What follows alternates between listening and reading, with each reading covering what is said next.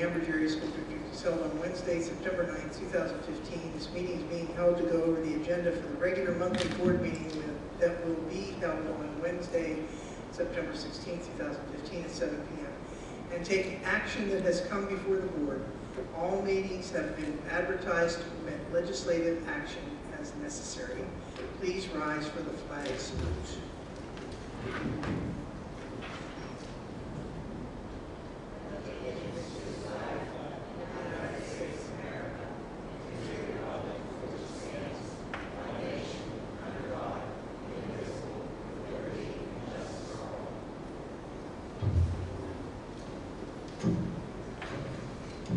Roll call, please. Mr. Jeremy Angus. Mr. Scott Angus. Here. Mr. Baker. Here. Mr. Keeber. Here. Mrs. Kehoe. Here. Mrs. Knavel. Here. Mr. Kowal. Here. Mrs. Walker. Here. Mrs. Smith. Here. 8 board members present. Thank you. Would you please read the Sunshine Law? Section 708 of the Sunshine Law permits agencies to hold executive sessions to discuss employment and personnel matters, labor relations and arbitration matters, purchase or lease of real estate up to the time an option or agreement is obtained, litigation or potential litigation, and other agency business which if discussed in public would violate lawful privilege or would violate confidentiality laws. The Board of School Directors held an executive session following the discussed workshop on August 12, 2015, and following the regular monthly board meeting on August 19, 2015, to discuss employment and personnel matters, salary schedule and labor relations, potential litigation. Thank you. Are there any amendments to the agenda? If not, could I have a motion to approve the agenda? So moved. Is there a second? Second. All in favor? Aye. We have a presentation by Mrs. Janet Gaffney on the nutrition guidelines.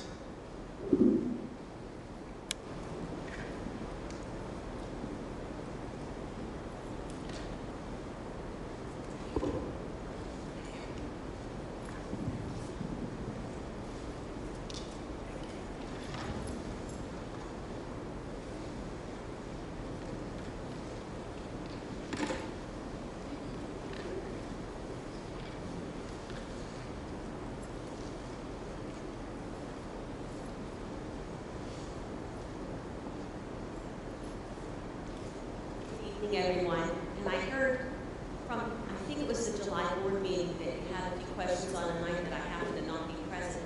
So I wanted to address your concerns, but I'm going to be short and sweet and give you the highlights. No fancy bells and whistles here. So what I prepared for all of you was a packet of just an overview of the school nutrition guidelines, sort of in a nutshell. Back in 2012, the new regs came out from the Healthy Hunger Free Kids Act of 2012. And each year they get a little bit more and more strict. And so for this year, 15-16, now we have, just as a synopsis, all whole grains, everything that we serve is whole grain, even our pizza shells as an example. Increased fruits and veggie servings, 1 cup fruit, 1 cup veggie per day. Fat-free or 1% milk only. And veggies are in 5 supplements. By that I mean, we're offering them in the red and orange, in the dark green leafy, in the legumes, in the starchy, and in another category just simply labeled as other. So we're getting a variety of those every day and every week. In order to help me accomplish this, and not just me, but all of the food service directors in the whole state, PA, PDE purchased for us a nutrition software program called Primero Edge, which helps us calculate the nutrients and calories to meet the criteria. So as we go through and make our menus, they're all kind of categorized in this little tool that I use, or I should say it's a big tool, in order for us to meet the regs in every week, in every day, in every meal. And they vary depending on the age group. You know, the kids in the lower grades, the regs are a little bit different, the calories and the amounts that they do when you're in middle school versus high school. So basically what I did in the fall of 2013 was I came up with my menus in a weekly format, breakfast, lunch, dinner, snack, everything on the food board, everything the service supplied, and got them all certified. So I wanted to give you that as an overview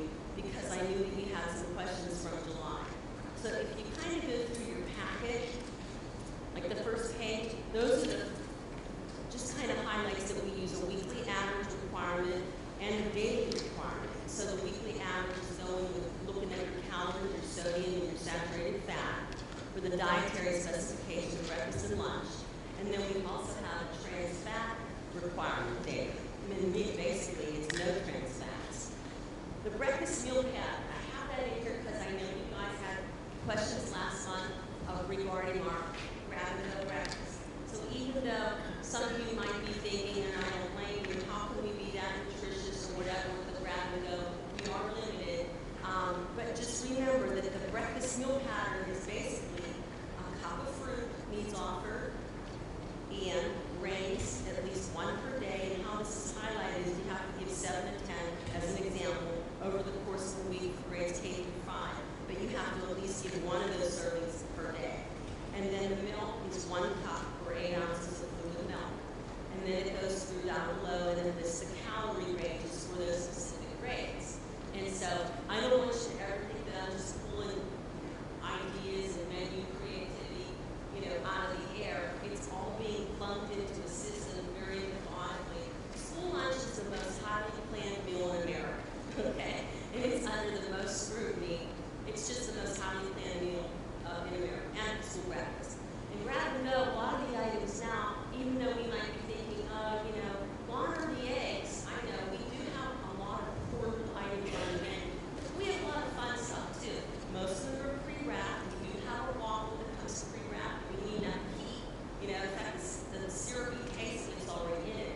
There's a lot of whole grains, a lot of fun stuff that's kind of packaged in a way to market it and brand it, so it really is more portable with the fruits, the juices, the milk, and the various flavors of milk, and the main 2 food components, which consist of a variety of not just granola bars and cereal bars, but yogurts and various other like snacking muffins, snacking waffles, and things that there is a good variety, different brands, and everything's whole grain, and they do have a choice and a variety. So I wanted you to know that it's all plumbed through the system. But that's basically the basic meal pattern. And then the next sheet is just an overview of how breakfast and lunch is planned, and you can see it's sort of on a weekly and daily basis. There's all the columns, and the numbers in parentheses that signifies what they need to have per day for fruits, for vegetables, and then on down. It lists all of the different vegetable subgroups, and then it goes for talks about your grains and your meats, your milk, and then down below are the calories. So it's very, very planned out for the students in all the various grades and age levels. Calorie ranges, school breakfast program, for example, 350 to 500 for breakfast for K through 5. At breakfast for level 6 or 8, it jumps up to 400 to 500. 9 to 12 is 450 to 600.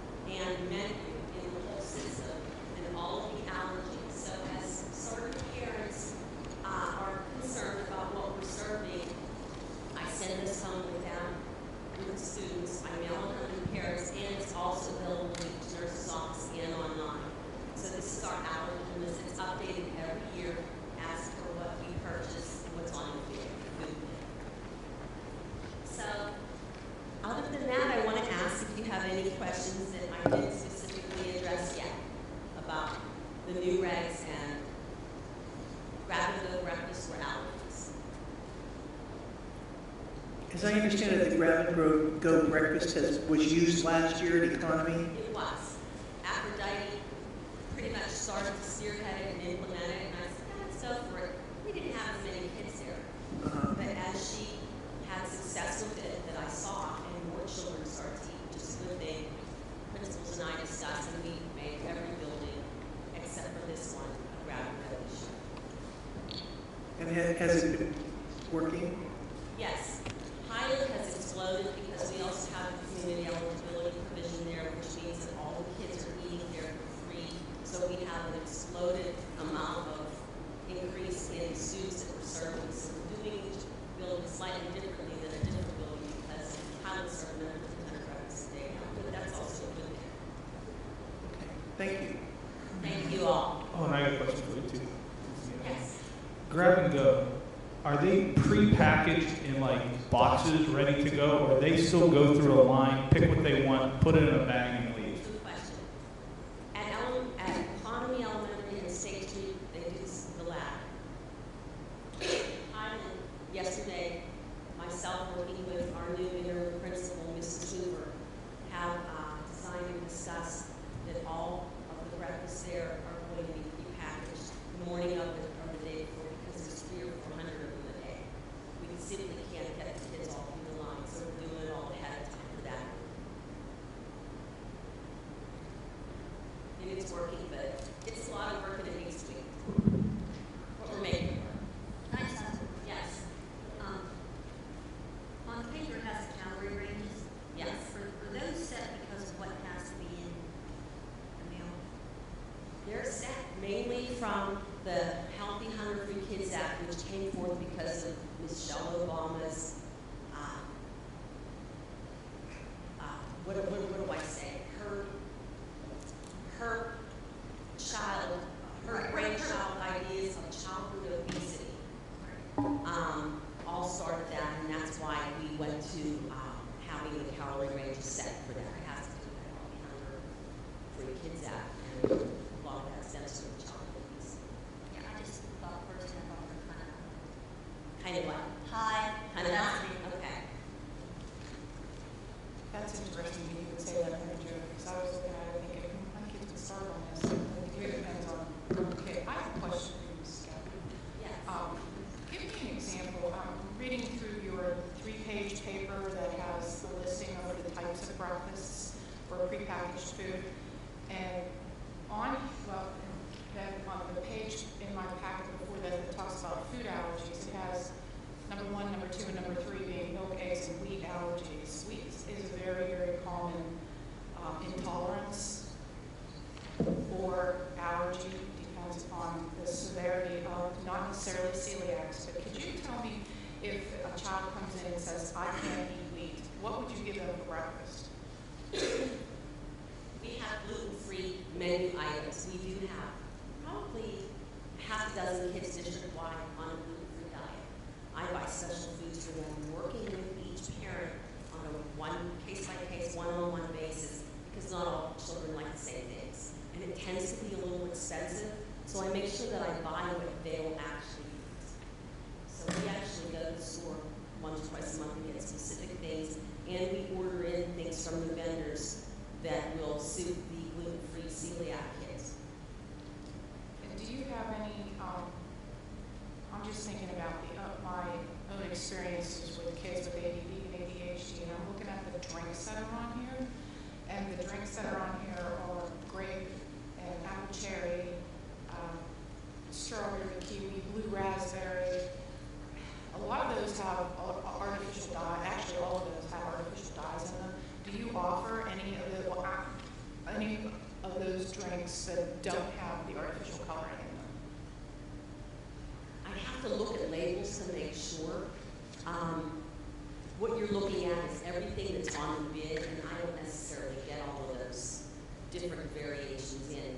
To tell you the truth, I have to look on the label to check out that dye question. I know I have a couple kids already on a red dye prescription. Yeah, that's one of the things that, unless you specifically get tested for it, you could be reacting to it and wouldn't know. And I look at these menu items and think this is like a glucose overdose.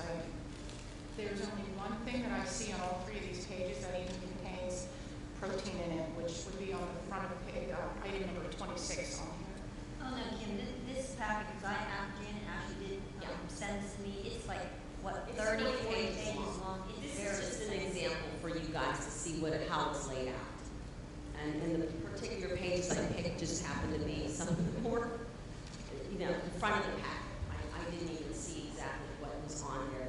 I don't want to just highlight sugary items. But as far as the protein goes, Mrs. Locker, that would be in the milk for breakfast, in specific for breakfast. And if they don't get a grain on a certain day, we can substitute that with an egg or egg-type product. And we can do that a couple days a week. It is a little more tricky right now because of the grab and go to make that portable. And because ideally it doesn't travel well when it's an egg-type product. And we find that a lot of the kids, for breakfast at least, frankly don't really want an egg.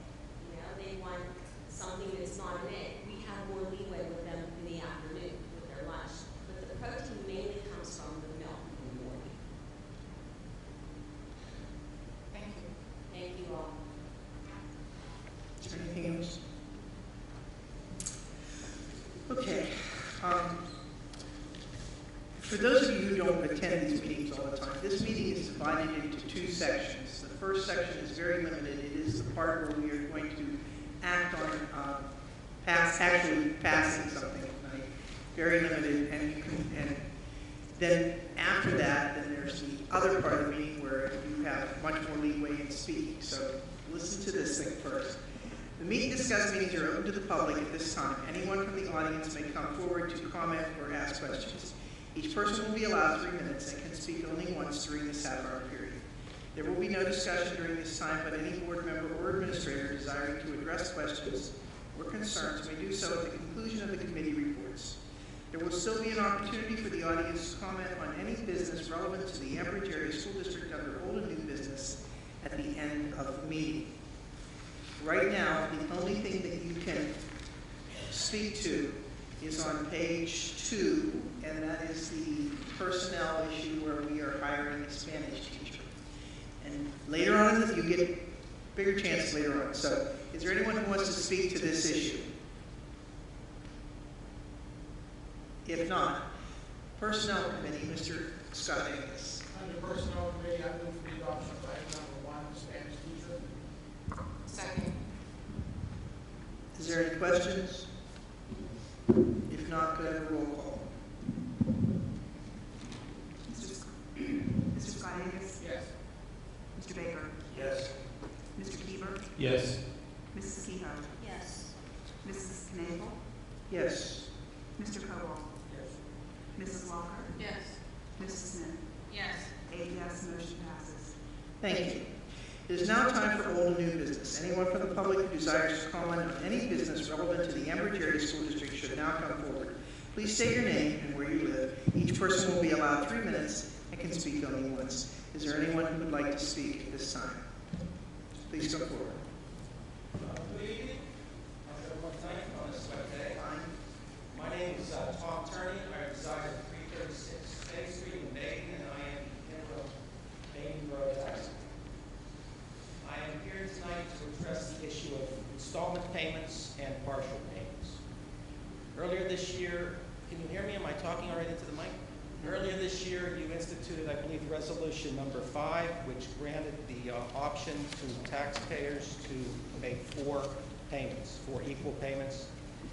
And basically why I'm here is to address and petition the board to see if they would feel it agreeable to pay me an additional fee to address that administrative cost with those 4 additional payments, or 3 additional payments, as well as partial payments. Presently, I have about 1,700 parcels in Baden. Of those parcels, there's about 1,000 that are basically owned by businesses or individuals. And of those 1,000, approximately 110 to 120 either make partial payments or installment payments, which means that they sometimes come in during the payment period, or they'll even make partial payments not equal to 1/4 of the tax amount, but whatever they could make, which I enter into my database and ensure that there is due diligence with monthly reports to Ms. Baker as well as her staff. this, I believe, constitutes a little bit of a burden that is above and beyond because of this new ordinance, and I would petition you and ask you to see if you would allow $150 a month addition to my $958.80 a month salary. I will tell you, I think you're probably pretty well aware that I am just interim. I have no intent to run in November. My term of appointment ends December 31st, and that's when I will be no longer the appointed tax collector for May. I would also ask if it does is entertained, that additional $150 would be retroactive to June 29th of this year. And on this, being that I still have a minute or so, I would like to comment on the lady's position with the allergies. My question is to the board, are the administrators or the teachers taught to utilize an EpiPen? And is an EpiPen available, or does the students' parents have to bring it to the school? Or does the nurse have to do it? I mean, if he would or she would go into the anaphylactic shock in the classroom, are the teachers knowledgeable enough to give it, to know how to give it and where to give it to? But that, I digress on that. But thank you for your time. If there are any questions, I will entertain them. Thank you. Is there anyone else who wishes to speak at this time? You just come on up.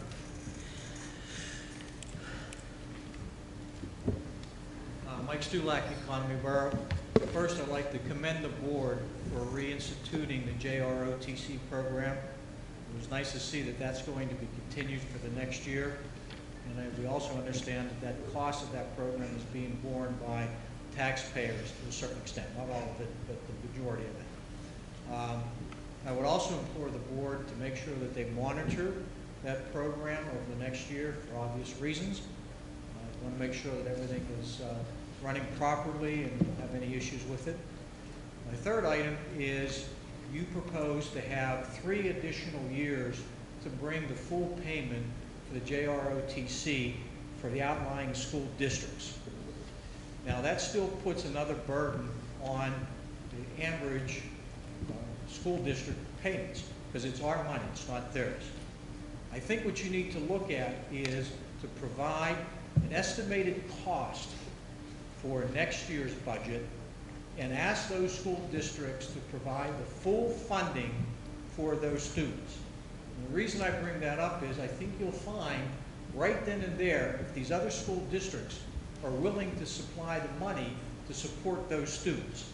Right? If they say no, they're not going to do it, they're not going to do it in 2 years or 3 years. They're not going to be involved in it. They have a budget to meet, they can put the money in. I think you need to propose the full cost to them. You can always come back and change your mind, but I think up front you need to get some commitment from these other school districts that they're going to pay their fair share for the cost of these students and not place the burden on our taxpayers. I'd like to see that money go within our own district and pay for some things in our own district for our own kids. So please consider that and take the money, take your superintendent and your president of the school board and go to those school districts and give that information to them and see what you get back. Thank you. Is there anyone else who wishes to speak? Mark?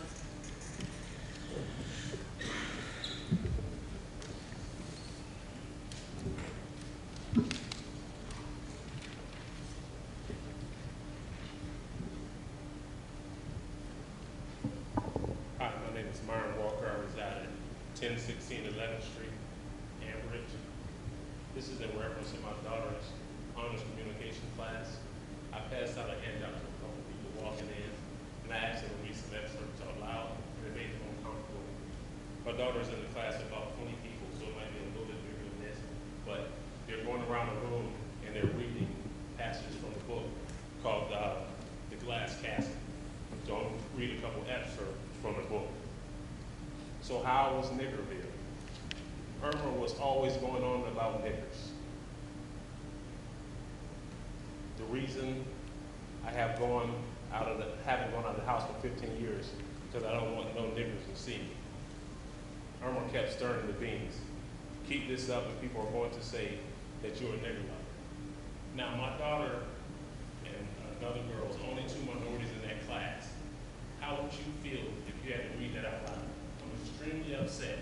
How many of you on this board know this type of curriculum is going on in this school?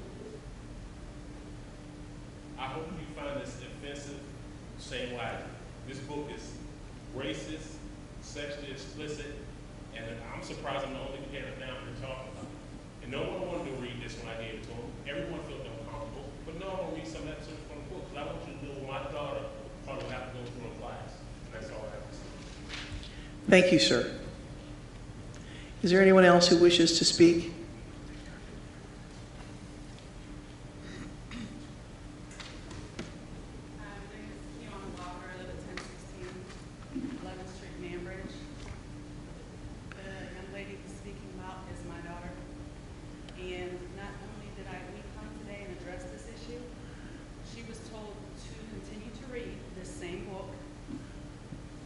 She has homework tonight.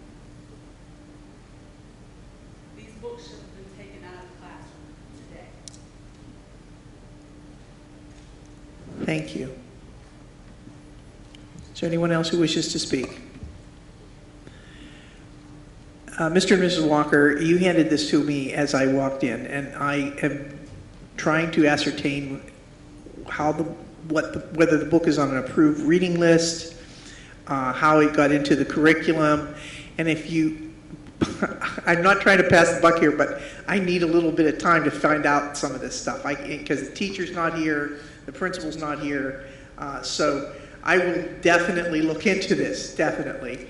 But I've never read the book, and I don't know if these things are said in the book to show how ignorant the people who said them are. I mean, to show that they are stupid in saying these things. I don't know that. So I would like a little bit of time and the opportunity to talk to somebody about this. And I understand that you're upset about it, and perhaps the solution is that we can just speak to the principal about having an alternative book available for your daughter to read and do something. I don't know what to tell you, because I just got this, but I will make sure that I checked into it. You have my word. Is there anybody else who wishes to speak this evening? Yes, Mrs. Walker.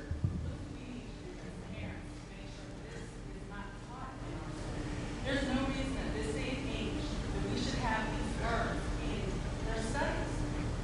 Why are we so many? We have so many race riots here. We should be avoiding anything with that type of language. I You can answer one individual, but this book should have been removed from the class. They should not have homework in the same book tonight. and I will check into it as best I can. I don't know anything about this, but I will check immediately. Well, I can't do it tonight, but I will do it tomorrow morning, I promise. Is there anyone else who wishes to speak?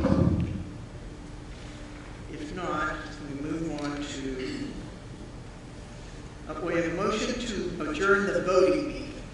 So moved. Is there a second? All in favor? Opposed? Okay. Now, we are reconvening the meet and discuss meeting. The meet and discuss meetings are open to the public. At this time, anyone from the audience may come forward to comment on or ask questions.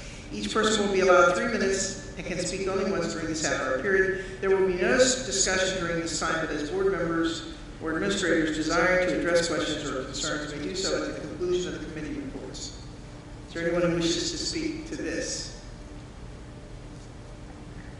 If not, Mrs. Smith, Education and Technology. Thank you, Madam President. Number one is an equipment disposal. It is recommended the Goodwill Recycling Center in Lawrence, Pennsylvania be approved to pick up a donation of old Alcatel phone equipment for storage at Ridge Road. Have we already discussed this? It's just for the No, I think there was something, it was a different thing. It was Okay. computers. Okay, computers. Any other discussion? Number two is an equipment disposal. It is recommended permission be granted to dispose of an unusable piano at State Street Elementary. Any other discussion? Number three is a field trip request. It is recommended Mr. Anthony Amadeo be granted permission to take the 7th and 8th grade classes to Washington, D.C. on November 21st through the 23rd, 2015 at no cost to the district.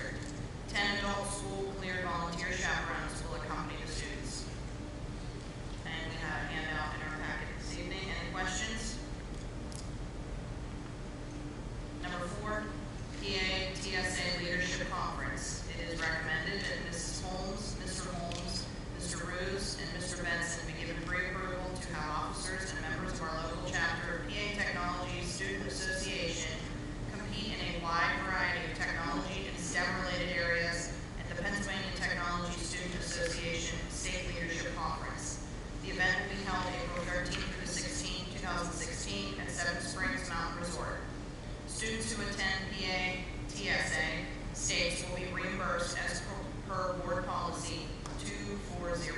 That's 50% of travel costs or $250 per student, whichever is less, for a maximum total of $3,000. The advisors, Mrs. Holmes, Mr. Ruse, and Mr. Benson will be reimbursed as per board policy 431 at a maximum of $300 each. The estimated cost per participant, student, and advisor is $420 and is fully the responsibility of the student. Any discussion on that one? And that's all I have this evening. Thank you. Mrs. Kehoe, Finance and Budget. Items number 1 and 2 are the school district and cafeteria monthly bills. The amounts will be filled in next week. Item number 3 is repository settlements. You do have a packet, actually in your larger packet of the following. It's recommended the board approve the sale of property from the Beaver County Repository rental property for the following properties. 1034 Ohio View Avenue, Ambridge, PA, tax parcel 110020104000 for the bid amount of $1,523. B is 545 Dust Avenue, Ambridge, PA, tax parcel 100030615000 for the bid amount of $1,523. C is 540 Merchant Street, PA, Ambridge, PA, tax parcel 10002091000 for the bid amount of $1,443. D is 440 Merchant Street, Ambridge, PA, tax parcel 0706000 for the bid amount of $1,730. And E is 3841 Jordan Street, South Heights, PA, tax parcel 510020101000 for the bid amount of $1,952. Are there any questions on any of those? Yes, can we get any more information on these, like pictures or something that we can look at? I know the people on the board can't run around looking at all these properties, but I really don't know what you're going to vote on here, because you really don't have the information in front of you. Especially when you're selling houses. Well, these are parcels that are in the repository. I believe this is how it goes, and Christian can correct me if I'm wrong, that they were up for sheriff's sale at one point in time and were not sold. And then they go into the repository. And then the cost associated with that particular parcel is the fees, but it does not reduce them of taxes when you buy them out of the repository. That's right, yeah, it's where one property and it's found sort of a prospective owner or purchaser. But in terms of going to your question of what exactly what we're talking about here, right? Industrial locations, school towns, bigger houses, that kind of stuff, it's a good question. But they go back on the tax rolls as a result of this, is that not correct? Yes.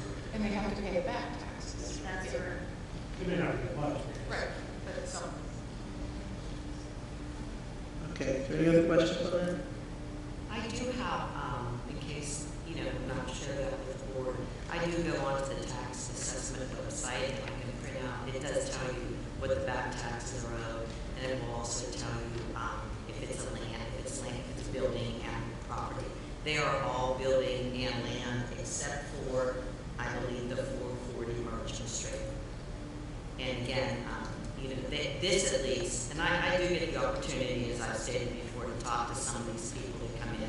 This group I didn't, except for 2 of them, and they basically want to fix up the homes and they get back on the tax rolls again. So it's a win for the district also. Okay, are there any other questions on this? Okay, item number 4 is the insurance benefits agreement renewal. It's recommended the agreement with Security Life Insurance Company of America, provider of insurance benefits for district employees, be renewed effective November 1st, 2015 to November 1st, 2016 at no rate increase. And that paper was also in the packet. Does anybody have any questions on that?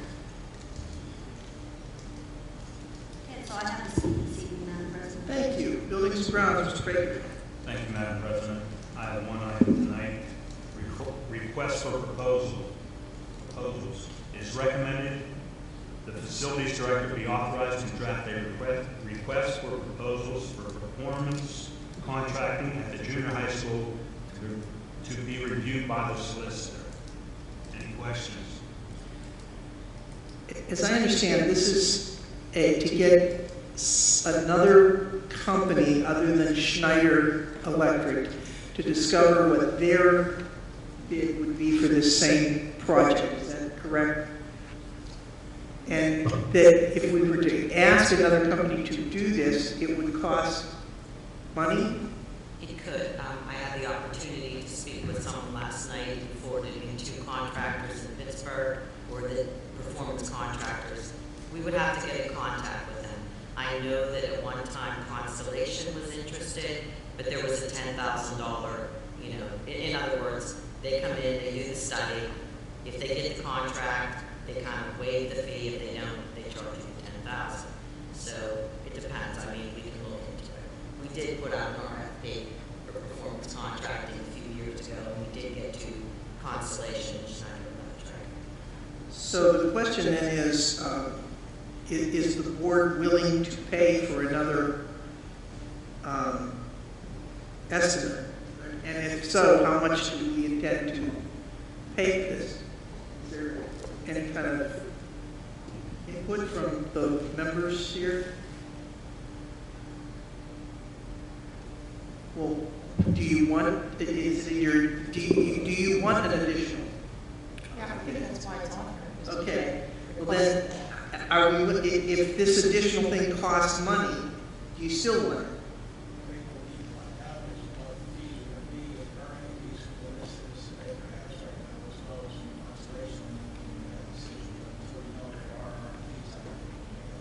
Okay, and so do we think we would know about if there's fees by next week?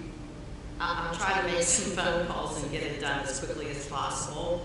In addition, we do have Constellation. I'll contact him. So do we really want to put out a proposal, or do you, I think we could put out a proposal. We don't have to, until. Can I just contact some of these people? Yeah, and see what they typically would charge or something like that. Right, Jerry and I will talk about it tomorrow and try to get an answer as soon as possible. Yeah, get a ballpark number. I mean, they don't have to give us an exact dollar and cent, but if they give us. This is for, not just, it's for the HVAC at the junior high, correct? It's for nothing else. Okay. We'll look into it.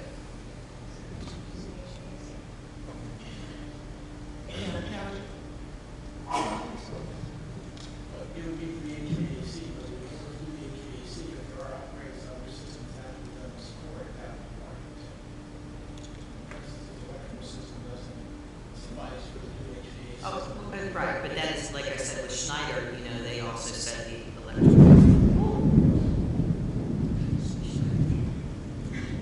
Mr. Angus, wasn't it your intention to compare apples to apples?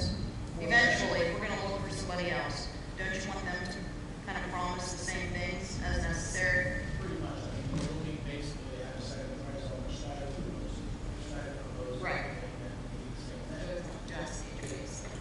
So can we use the proposals made to Schneider, or do we have to write a new one? Well, you have to keep the same thing that Snyder did. You can't make something different. That's why we're going with apples to apples. Right, so that's what I mean, we have to Now, write. if we have to pay somebody, we just pay somebody because that's what Mr. Angus wants. He wanted to spend some more money and get another opinion, so that's what we're gonna do.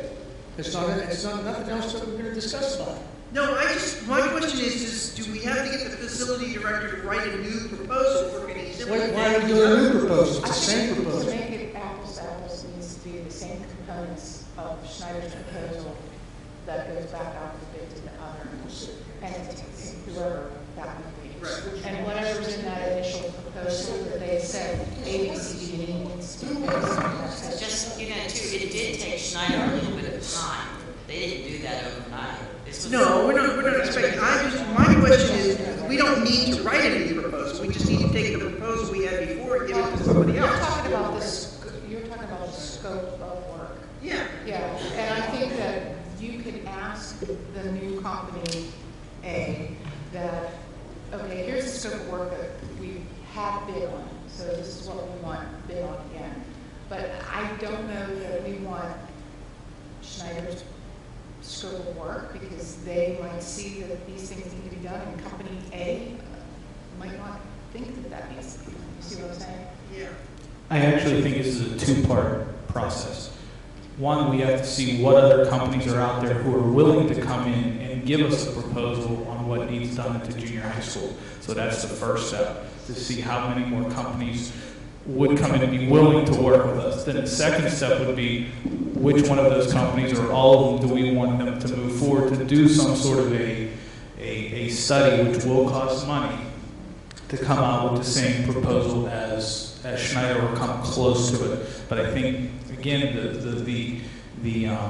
the aspect was before was we had to do performance to performance, not performance to bid build. So I think the first thing is to see if there are any other companies out there who are willing to come in and talk to us and willing to sit down and look at a proposal or look at a study and how much that would cost. I actually think that's the proposal that this should actually read.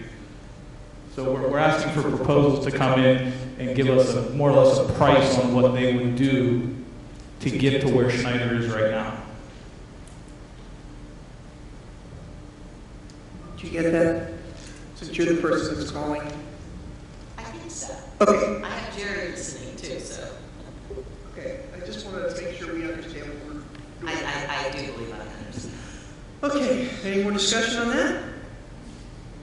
If not, Mr. Keeper, athletics. I have no voting issues for next week, but I will have 2 points of information. I just would also like to wish all of our sports teams who are participating this week the best of luck. We do have our first away football game against Hopewell on Friday night at 7 o'clock, and right now our Bridgers are 1-0. They won their home opener. So good luck to all of our Bridger and Lady Bridger teams. Thank you. Public relations, Mr. Jeremy Angus. He is not here, and the only thing there is a point of information that will be read at the regular meeting. Steering and rules, Mr. Jeremy Angus. He is not here. Would you read that, Mr. Scott Angus? School board policy revision. It is recommended that school board policy 819, students at risk, depression/suicide, be replaced with the PSBA recommended policy 819, suicide awareness, prevention, and response, to be adopted and required by Act 71 as the first and final read as presented. I believe this is in our packet, and we'll need to read it, but this is basically bringing us in alignment with the state, as I understand it. Any questions on that? If not, Mr. Cole, legislative. Discussion regarding PSBA office elections. PSBA slate candidates in 2016 consists of the following: President-elect Mary B. Miller, Knox County, Mary Burks, from Mount Lebanon School District. I guess we'll pick one of these two. And Vice President John Love, from Wiltonburg School District, Burns County, Robert Schultz, from Wilmington Area School District, Wright County, and Michael Cassitio, Bethlehem Area School District, Northampton County. Okay, and I think we have a packet of information on these candidates. We'll have to make a decision. Any other questions on that? If not, may I have a motion to adjourn the meet and discuss workshop? I have a couple of What? questions. Before we leave. I'm sorry.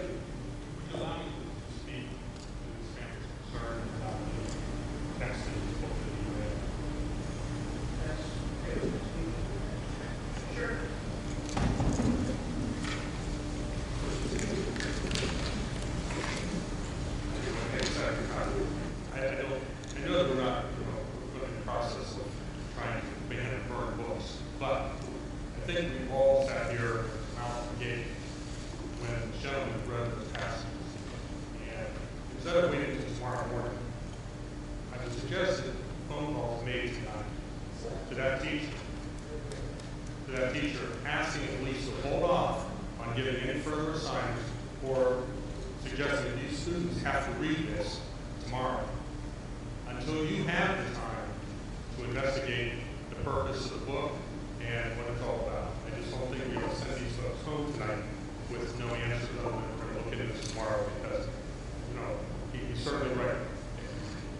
never been right, and it's certainly not right for these times today. So I would suggest you make that phone call to the teacher and to the principal, and whoever else you need a phone call to take care of that.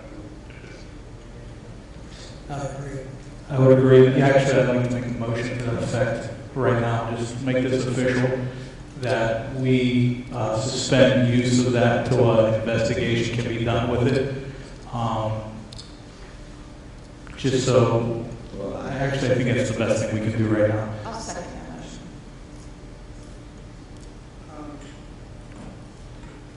Let's see, is there any discussion? I would ask the solicitor if we as a board have the right to suspend something that is currently being used in the curriculum. Yeah, the board does. There's a couple of procedural steps just to make sure that it's complete. What you know is you're adding an item. You have to make sure that you have the consensus of the board, majority of the board to enable this item to be acted upon, to have discussion, open up the issue next week. With what Mr. Eber is suggesting, that is, let me make sure that that's right, that for purposes of this particular assignment, that it not proceed for the purpose of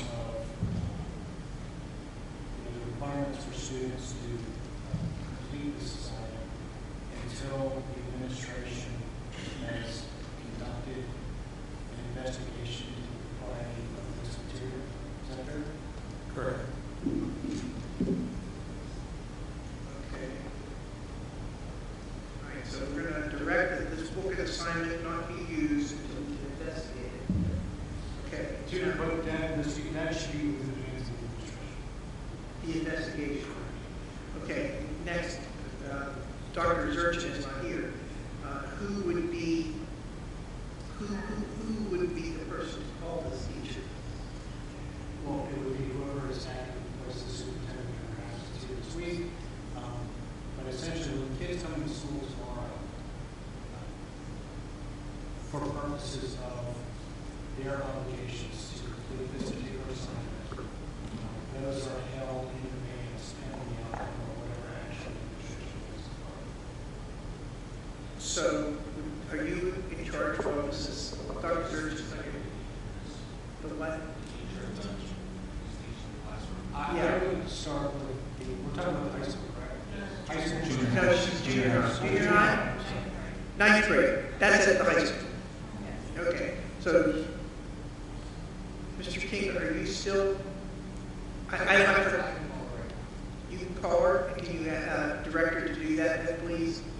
And frankly, you could, the board, if it's the board's desire, you just, given that direction to the principal, you can tell them you don't have right now. It doesn't frankly even require a formal motion on the part of the board. Because, it's, you direct the administration to take that particular action, and I would imagine you understand exactly what this is supposed to do.